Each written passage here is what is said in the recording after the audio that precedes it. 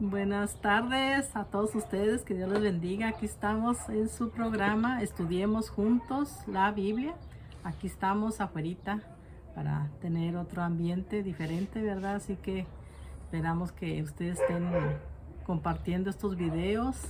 Ya vamos en el video número 56, en Éxodo 12. Estamos viendo la continuación de Éxodo 12. Ya vimos la Pascua. Y ahora vamos a ver la muerte de los primogénitos y los israelitas salen de Egipto. Así que pues esperamos que ustedes se sienten juntamente con nosotros a estudiar la Biblia, que usted traiga a toda su familia para que todos conozcamos más del amor de Dios. Y bueno, pues nos quedamos en muerte de los primogénitos, en el versículo 29.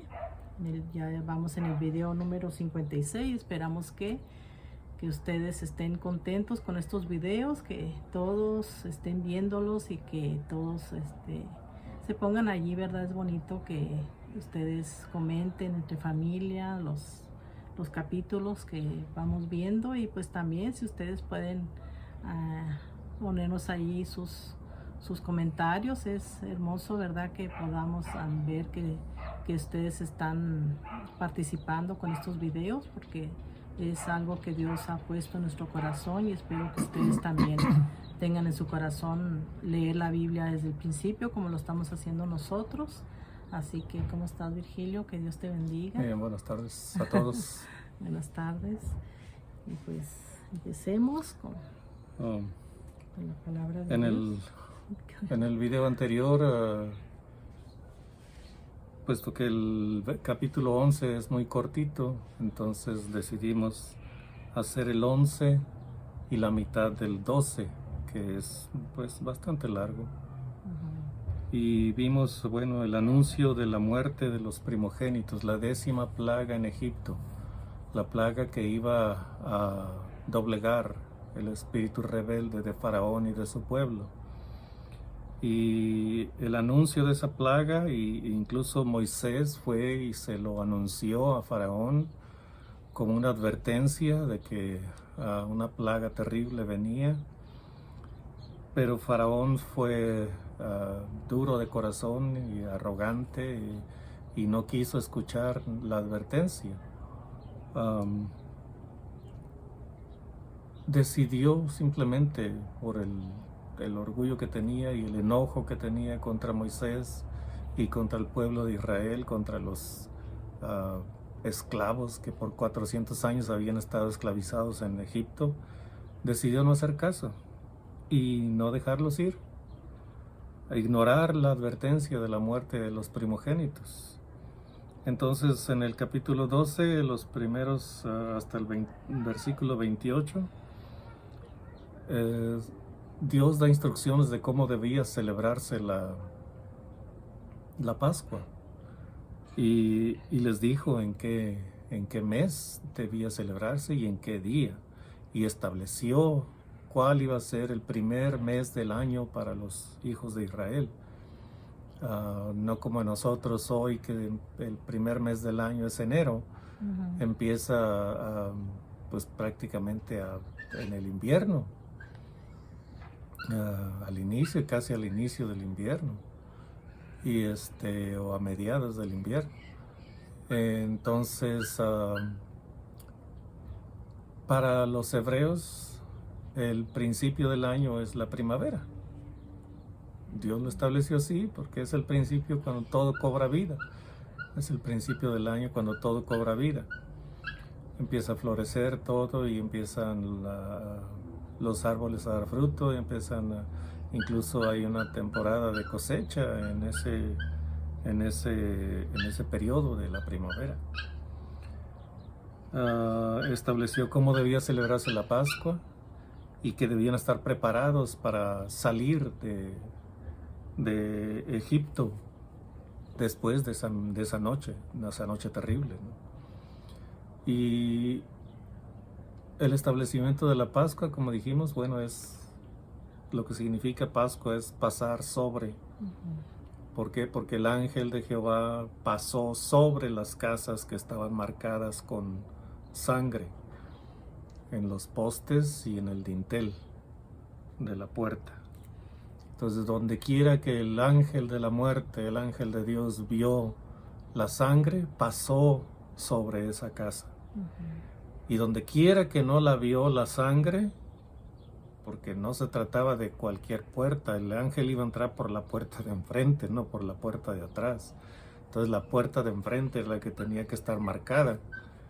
Y donde quiera que no vio esa sangre, el ángel entró y identificó al primogénito en esa casa. Si algún animal primogénito estaba allí, también el ángel atacó al animal primogénito, fue al establo y de allá los primogénitos de los animales, de las vacas, ovejas, cabras, de lo que fuera, también murió. O sea, eso era lo que Dios les estaba diciendo a los israelitas, que por eso debían sacrificar el cordero y usar su sangre para marcar sus puertas, y su casa iba a ser protegida por esa señal. Y ese fue el anuncio, la Pascua de los 28 versículos del capítulo 12, es el anuncio de cómo prepararse para que el ángel de la muerte no atacara las casas donde estaban ellos celebrando, comiendo la Pascua. Pero viene enseguida, en el versículo 29, donde vamos a empezar a leer, viene el acto mismo del ángel yendo a ver todas las casas en Egipto, porque era la orden, todas las casas tenían que ser revisadas. Entonces ahí es donde vamos a continuar, en el verso 29 del capítulo 12. Vamos a orar primero.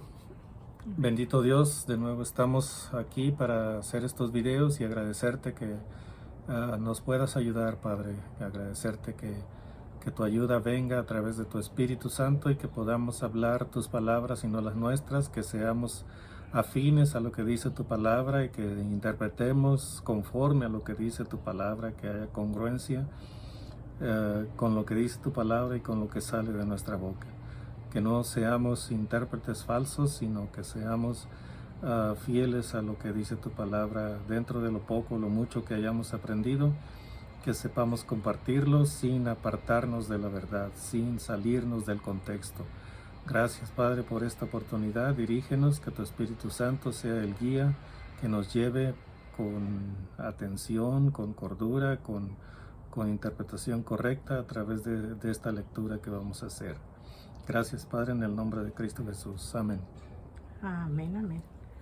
Bueno, pues espero que ustedes abran su Biblia en Éxodo 12. Vamos a empezar a leer de muerte de los primogénitos en el versículo 29. Cuatro para ti, 4 para mí. Okay. Y aconteció que a la medianoche Jehová hirió a todo primogénito en la tierra de Egipto, desde el primogénito de Faraón que se sentaba sobre su trono, hasta el primogénito del cautivo que estaba en la cárcel, y todo primogénito de los animales. Y se levantó aquella noche Faraón y todos sus siervos y todos los egipcios, y hubo un gran clamor en Egipto, porque no había casa donde no hubiese un muerto. E hizo llamar a Moisés y a Aarón de noche y les dijo: Salid en medio de mi pueblo vosotros y los hijos de Israel, e id, servid a Jehová como habéis dicho. ¿Ya? Otro más. Tomad también vuestras ovejas y vuestras vacas como habéis dicho, e idos y bendecidme también a mí. Y tengo en Éxodo 12:31, el faraón dejó libre a los israelitas. Y en el Salmo 105:38 dice: Egipto se alegró de que salieran, porque su terror había caído sobre ellos. Así que allí vemos, ¿verdad?, como Egipto ya querían que salieran por todo lo que les estaba pasando. Y en Éxodo 12:36, ya te toca a ti, ¿verdad? Sí. Dice el 33, bueno, la plaga, bueno, la plaga fue avisada y vino en realidad sobre todo Egipto. Y así como había prometido Dios, todos en Egipto tuvieron pesar por un primogénito muerto, pero todos en Israel, en la tierra de Gosén, no tuvieron ningún fallecimiento, ni de hombres ni de animales. En el 33, y los egipcios apremiaban al pueblo dándose prisa a echarlos de la tierra, porque decían, todos somos muertos. Y llevó el pueblo su masa antes que se leudase, sus masas envueltas en sus sábanas sobre sus hombros. E hicieron los hijos de Israel conforme al mandamiento de Moisés, pidiendo de los egipcios alhajas de plata y de oro y vestidos. Y Jehová dio gracia al pueblo delante de los egipcios y les dieron cuanto pedían. Así despojaron a los egipcios. Después de 400 años de esclavitud, de no estar recibiendo nada a cambio de su trabajo, salieron con una riqueza enorme. ¿Por qué? Porque los egipcios temían por su vida. Ellos dijeron ahí, todos somos muertos, si no los dejamos ir, moriremos todos. Entonces los dejaron ir. Y allí fue donde los israelitas aprovecharon. Así como se habían aprovechado de ellos durante 400 años, ellos se aprovecharon, pidieron, ¿qué tienes de valor en tu casa? ¿Me lo puedes dar? Entonces le dijeron, sí, te lo doy, pero ya váyanse. Y les daban oro y plata y le decían, me gusta tu vestido, ¿no tienes otro igual? Sí, sí tengo otro igual. Para tus hijos también, y les daban todo lo que querían. ¿Por qué podría decir alguien, bueno, fueron demasiado crueles con los egipcios porque los despojaron? Bueno, crueldad fue 400 años de esclavitud severa, no esclavitud suavecita, no les estaban pagando un sueldo aunque fuera leve, no, aunque fuera pequeño, no les pagaban nada. Eso fue crueldad, 400 años de esclavitud forzosa. No era si querían, era fuerzas. Entonces, así los despojaron. Porque les dieron todo lo que pidieron. Aquí dice en el 36, y les dieron cuanto pedían. Así despojaron a los egipcios. O sea, tuvieron que pagar por ese servicio que les habían hecho los esclavos israelitas.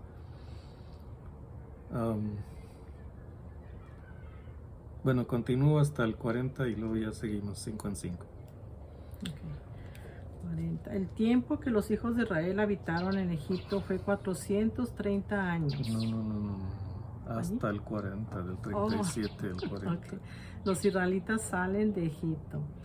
Dice, partieron los hijos de Israel de Ramasés a Sucot como 600,000 hombres de a pie, sin contar los niños. También subió con ellos grande multitud de toda clase de gentes y ovejas y muchísimo ganado. Y cocieron tortas sin levadura de la masa que habían sacado de Egipto, pues no habían leudado, porque al echarlos fuera los egipcios no habían tenido tiempo ni para prepararse comida. Hasta el 40. El tiempo que los hijos de Israel habitaron en Egipto fue 430 años. Y tengo en Éxodo 12:36, donde dice que los israelitas despojaron a los egipcios. En Salmo 105:37 dice, los sacó con plata y oro y no hubo en sus tribus enfermos. Así que Dios los cuidó, nadie se enfermó. Y en Éxodo 12:40 dice 12:40, los israelitas habitaron 430 años en Egipto. Y en Hechos 7:6, que Dios les profetizó, dice, y le dijo Dios así a Abraham, que su descendencia sería extranjera en tierra ajena y que los reducirían a servidumbre. Así que eso es lo que se les había profetizado. No, me faltó. Y los reducirían a servidumbre y los maltratarían por 400 años. ¿Por qué será que aquí En una parte dice 430 años y acá 400 años. Porque la advertencia que Dios le había dicho a Abraham es que su pueblo iba a ser esclavizado durante 400 años. Y eso fue lo que en realidad sucedió, que fueron esclavos sometidos a esclavitud durante 400 años. Pero tuvo que pasar un periodo en el que los egipcios fueron planeando cómo esclavizarlos. Y ese periodo de 30 años fue lo que en unas partes se dice. Estuvieron en Egipto 430 años, pero fueron esclavos durante 400 años. Entonces los primeros 30 fue cuando los egipcios dijeron, no, los hebreos son demasiados, están creciendo demasiado. Si hay guerra, ellos se van a volver contra nosotros en medio de la guerra.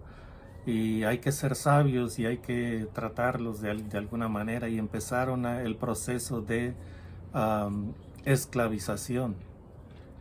Entonces esos 30 años fue un periodo de transición de la libertad que tenían los hebreos en Egipto a cuando empezó su esclavitud, de hecho su esclavitud.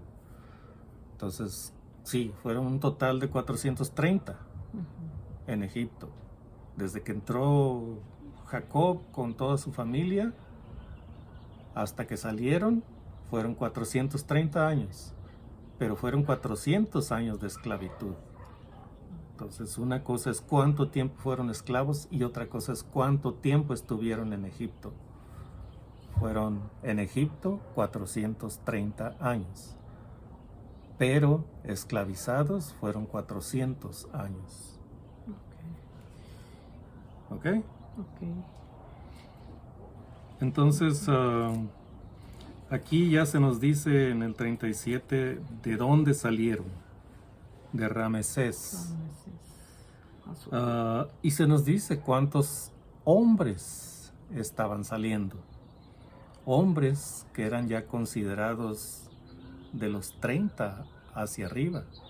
Después, en el censo que se hizo más adelante, se cuenta de los de 20 hacia arriba, porque pues, obviamente, ¿no? 20 siguen siendo unos muchachos, eran considerados muchachos, pero para efectos del censo que se iba a hacer, decidió Dios, ordenó Dios que se contaran de los de 20 hacia arriba. Y pero aquí se está diciendo que eran como 600,000 hombres. O sea, dice, ¿cómo 600,000 hombres? O era cerca de esa cantidad, o a lo mejor un poco más. Bueno, el promedio han de haber dicho es 600,000 hombres de a pie. Y luego dice, sin contar los niños. Y niños eran considerados menores de 20 o menores de 30 en algunos casos. Bueno, no, menores de 30 eran muchachos, menores de 20 eran niños todavía. También no se dice de las mujeres, no fueron contadas. Por eso es que algunos estudiosos de la Biblia dicen que era una multitud tan grande como 3 millones de personas, y probablemente hasta 5 millones de personas. Aparte de los miles y millones tal vez de ganado que llevaban. O sea que debía haber sido algo impresionante la salida de Egipto, de los hijos de Israel de Egipto. Porque solamente considerando 3 millones, lo mínimo que han dicho algunos, yo les he escuchado a algunos pastores, solamente considerando eso, porque se dice 600,000 hombres, bueno, eran hombres ya, probablemente casados y con 2 o 3 hijos cada uno. Entonces hay que considerar 600,000 hombres más 600,000 mujeres, son 1,200,000. Más 1,200,000 si nada más tienen 2 hijos, entonces son 2,400,000. Pero pudieran haber tenido algunos mucho más. Algunos pudieron haber tenido, no sé, 5, 6, 7, porque pues allá no había televisión para entretenerse en otra cosa. Entonces, el cálculo mínimo es 3 millones. El cálculo máximo, dicen posiblemente 5 millones. Pero otra vez, esto no es un hecho, esto no es algo comprobado. Es solamente una estimación de lo que pudieron haber sido. ¿Y cuánto de ganado? Pues imagínense, muchísimo más. Entonces salen, sus masas no está leudada, no pueden hacer pan esponjadito como lo acostumbramos. Tuvieron que hacer tortas y que quedaban como galletas así planas. Y incluso hoy todavía los podemos ver, esa clase de pan, los famosos matzos que encontramos en algunas tiendas por aquí. Esos famosos matzos que ahora pues ya le han agregado sabor, sabor a cebolla, con sal, con un montón de diferentes sabores. Entonces, por eso dice allí, ya volviendo a lo del tiempo, el tiempo que los hijos de Israel habitaron en Egipto fue 430 años. Ese fue el tiempo que habitaron. Pero el tiempo que fueron sometidos a esclavitud fueron 400 años. Continuamos porque se nos está oscureciendo. Sí. Y pasados los 430 años, verso 41, en el mismo día todas las huestes de Jehová salieron de la tierra de Egipto. Es noche de guardar para Jehová por haberlos sacado en ella de la tierra de Egipto. Esta noche deben guardarla para Jehová todos los hijos de Israel en sus generaciones. Esta es una celebración que tienen los egipcios, o que tenían los egipcios, y que muchos egipcios, una celebración que tenían los israelitas en aquel tiempo, que Dios la estableció, y que hoy en día todavía hay muchos israelitas, muchos judíos que la practican, porque es parte de su cultura, parte de su tradición, y no la van a dejar. Al contrario, están tratando de establecer todas sus tradiciones, todos sus ritos, todos sus festivales, están tratando de restablecerlos con la reconstrucción del templo en Jerusalén. 43. Y Jehová dijo a Moisés y a Aarón: esta es la ordenanza de la Pascua. Ningún extraño comerá de ella, mas todo siervo humano comprado por dinero comerá de ella, después que le hubieres circuncidado. El extranjero y el jornalero no comerán de ella. Entonces se les está diciendo, y honestamente nosotros venimos de una iglesia que fue muy legalista, y llegamos a celebrar todos estos festivales que se establecen para el pueblo de Israel, pero son para el pueblo de Israel. No había sentido para nosotros. O nos volvíamos judíos para celebrarlas y tener motivos de celebración, o nos aferrábamos a la gracia que nos libera de todas esas celebraciones del antiguo pueblo de Israel. Entonces, esto es algo tradicional para ellos, y para ellos está bien. ¿Por qué? Porque es parte de su historia antiquísima. Creo que ningún pueblo ha sido tan antiguo como ellos. Bueno, los chinos y los japoneses tienen bastante larga historia. Pero otros pueblos se han perdido en la historia y han sido consumidos por otras culturas. Y sin embargo, los judíos han mantenido su cultura, su tradición, su fe. No quiere decir que sea mejor que la fe que profesamos nosotros en Jesucristo, o que la fe que tenemos sea mejor que la de ellos. Lo que sí podemos asegurar es que el Dios de ellos y el Dios nuestro es mejor que todos los dioses de cualquier otra religión. Sin ánimo de ofender, solamente nuestro Dios se hizo hombre. Solamente nuestro Dios habitó entre nosotros. Solamente nuestro Dios se ofreció como sacrificio para limpiarnos de nuestros pecados.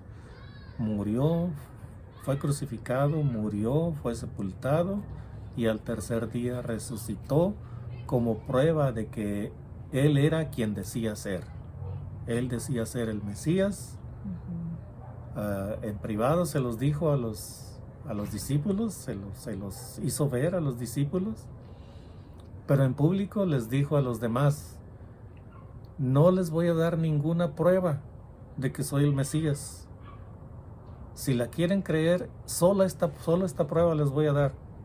Así como Jonás estuvo en el vientre del gran pez 3 días y 3 noches, el Hijo del Hombre, refiriéndose a Él mismo, estará 3 días y 3 noches en el corazón de la tierra.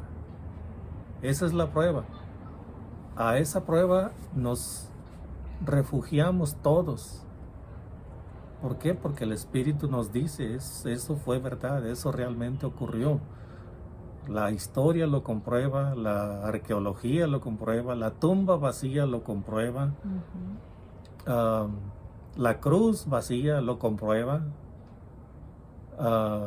los milagros que se han hecho en el nombre de Jesús lo comprueban. O sea, personalmente yo no he sido testigo de un milagro así portentoso como los que hacía nuestro Señor Jesús. No me ha tocado. Pero yo creo que sí. O sea, yo oigo de esos testimonios y el Espíritu Santo dentro de mí me dice: eso que está dando testimonio este hombre es verdad. Realmente ocurrió.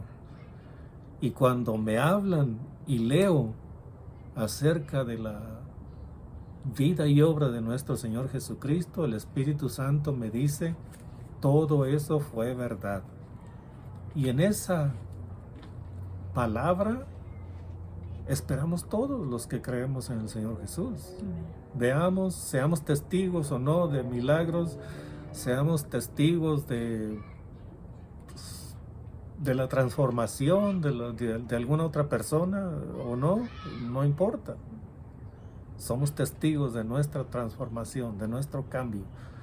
En algunos más rápido que en otros, pero todos estamos siendo transformados.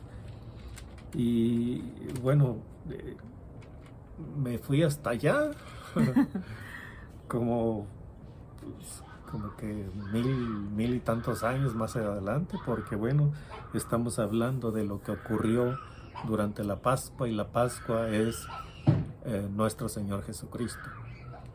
El sacrificio que sustituyó todos los sacrificios.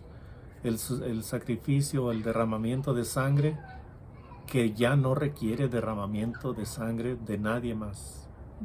O sea, que ya no requiere para nadie más que haya derramamiento de sangre.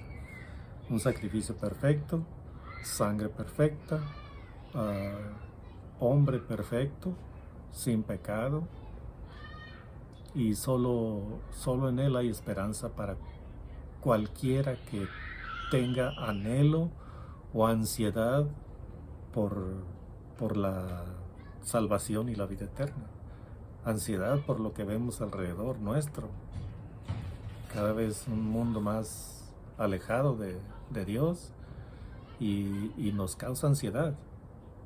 O sea, no podemos entender por qué una persona se hunde tanto en el pecado, en la homosexualidad, en el robo, en el asesinato, en la mentira, en el fraude, en desobedecer y deshonrar a los padres, en toda clase de pecados sexuales. Causa ansiedad, causa indignación. Estaba escribiendo hace poco un mensaje, ¿no?, por algo que leí en las redes sociales, y estaba diciendo que el cristiano, el verdadero seguidor de Cristo, no tiene odio por nadie. No compartimos las cosas que las gentes practican, no las aprobamos ni deseamos que sean parte de nuestra vida, pero odio no tenemos por nadie. ¿Por qué? Porque nuestro Señor Jesucristo nos dio ejemplo. Estando aún en la cruz, Él dijo: Padre, perdónalos porque no saben lo que hacen. Amén. Entonces, si eso hizo Él, wow, estamos obligados nosotros a hacer lo mismo. Pedir perdón por aquellos que nos hagan mal, o pedir perdón por aquellos que vengan y nos insulten. ¿Por qué? Porque si no reflejamos la imagen de nuestro Salvador, ¿cómo podemos decir que somos seguidores de Él? Pues, dice la Escritura: si no amas a tu hermano a quien ves, ¿cómo puedes amar a Dios a quien no ves? Así es. Volvamos a la lectura porque se nos está oscureciendo. Entonces aquí se nos dice que ni el extranjero ni el jornalero comerán de ella. Entonces en las iglesias legalistas no dejaban que participaran los extraños, los que no eran de la denominación que estaba haciendo esa celebración. 46. 46. Dice: se comerá en una casa y no llevarás de aquella carne fuera de ella, ni quebraréis hueso suyo. Toda la congregación de Israel lo hará.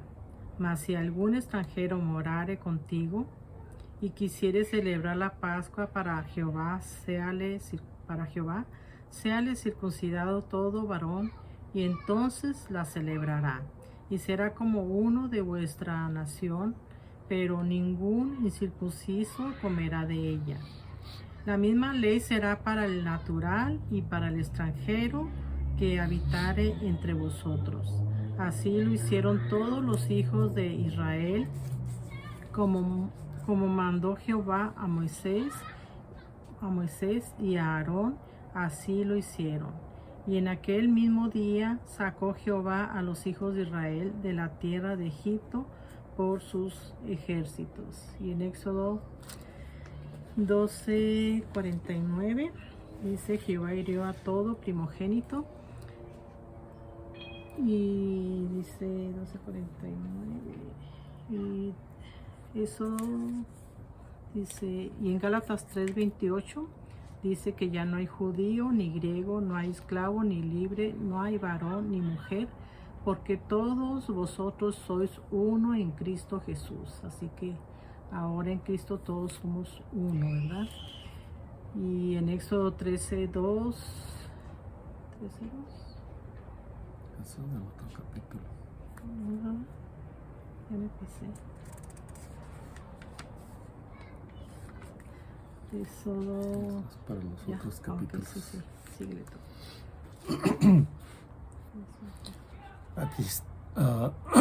Aquí está la condición para que un extranjero pudiera celebrar la Pascua junto con los israelitas.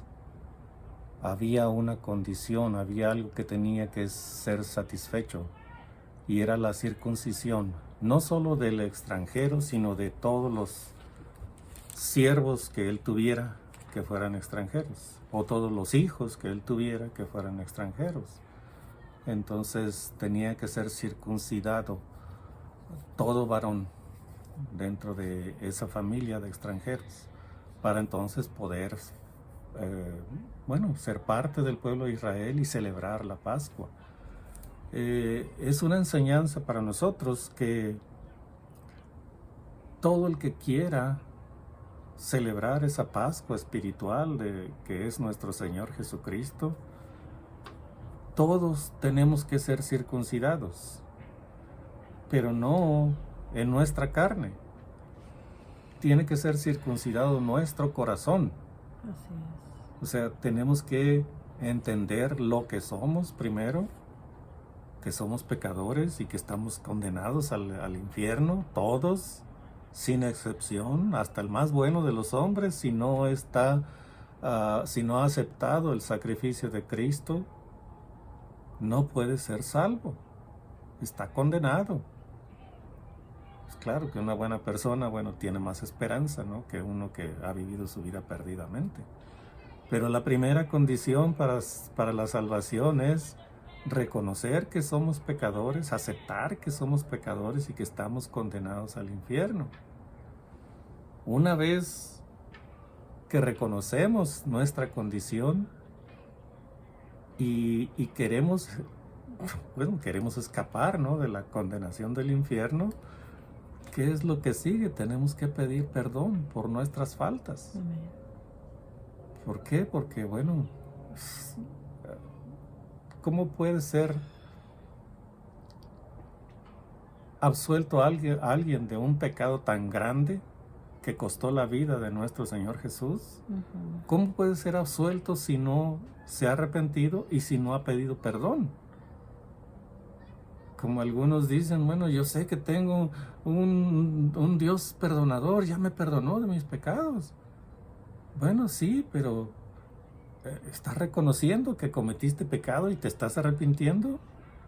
Pues ¿para qué? Si tengo a Dios. Bueno, una cosa es que Dios sea perdonador y otra cosa es que nosotros estemos arrepentidos y hayamos pedido el perdón.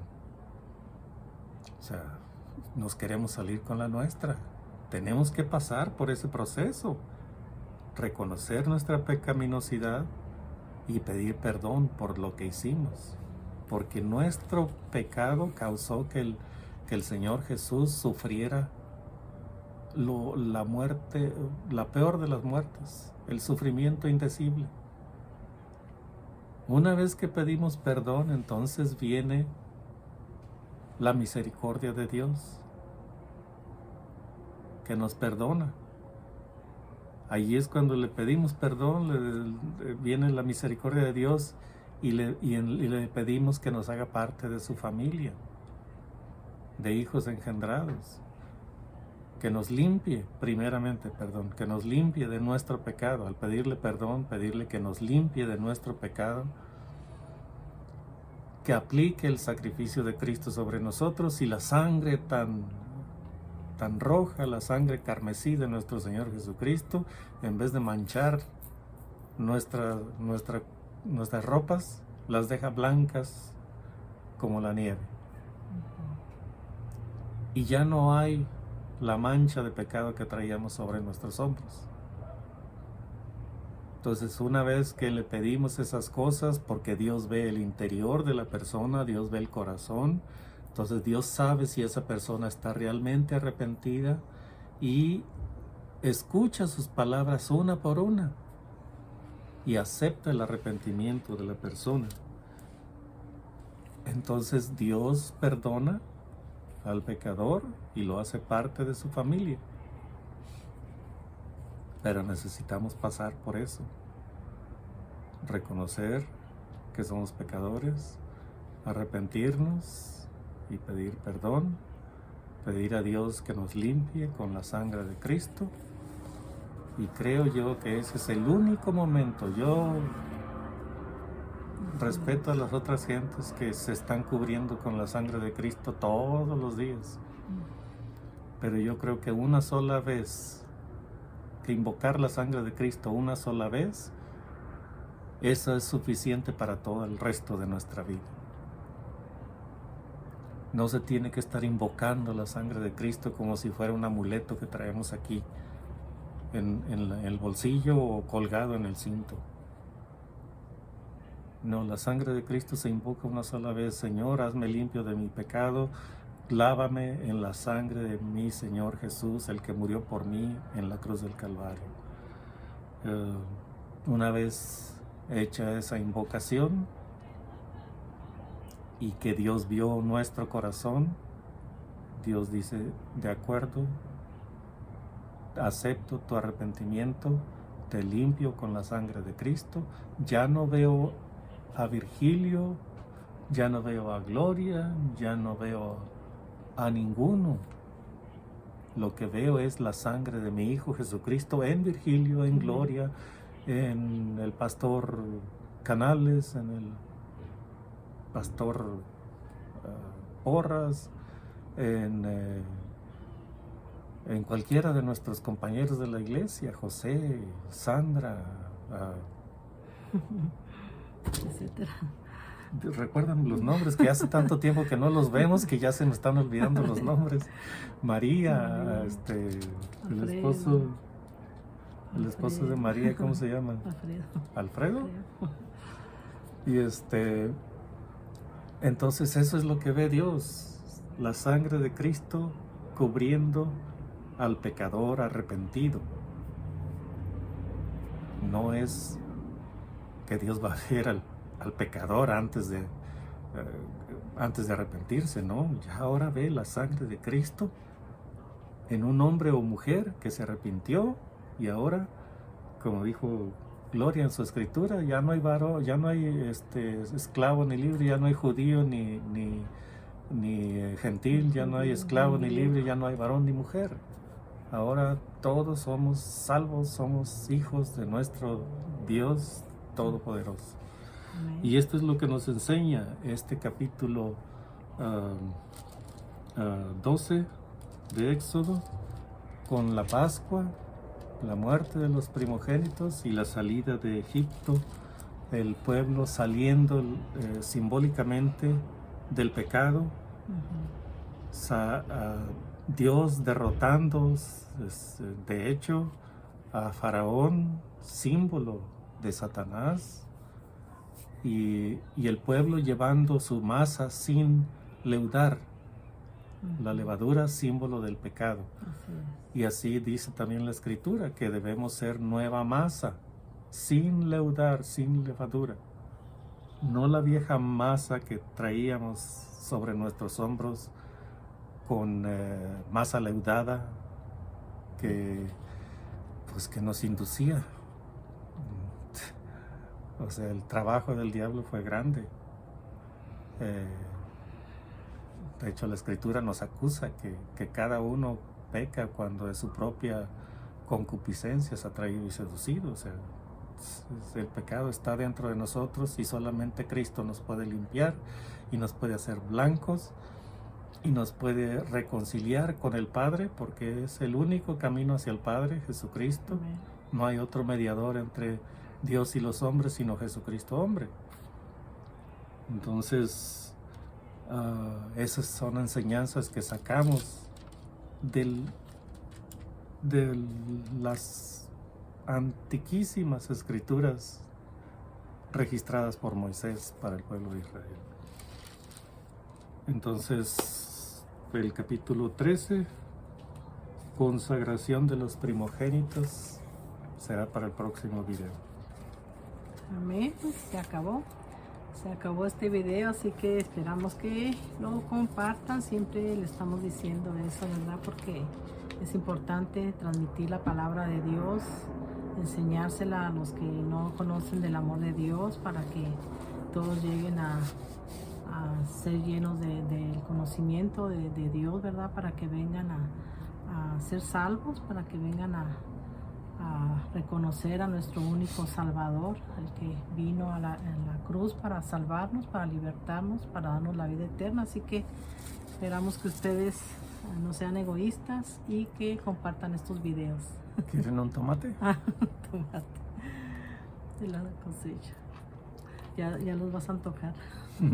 Bueno, pues que Dios les bendiga. Dios les bendiga. Hasta un nuevo video. Bendiciones.